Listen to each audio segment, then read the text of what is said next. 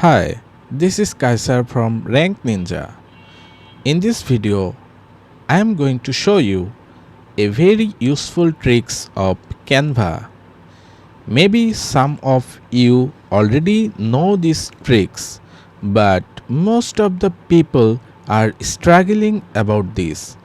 I was also struggling about this, but when I found a tricks, then I thought that why shouldn't I share it with my audience?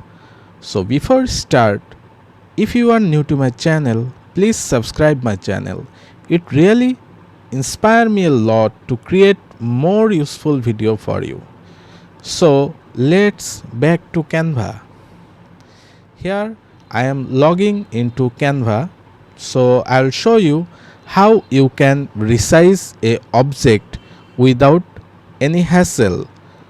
I mean, currently you may resize a div element using drag and drop of your mouse. But I'll show you a tricks by which you can place the exact size of any object. So click create a design, and for now I am selecting Facebook post landscape, and suppose in the elements I am searching auto repair. I am creating a banner for auto repair business.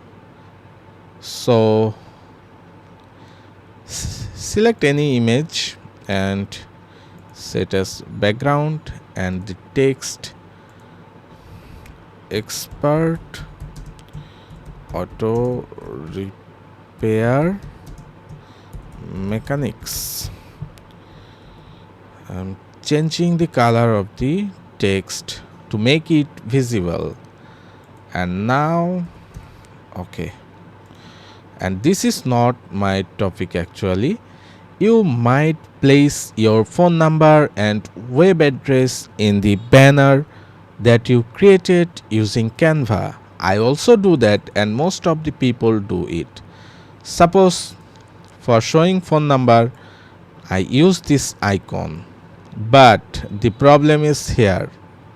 Here I have to drag and drop for resizing this element, but it's become hard sometimes to make it in exact size.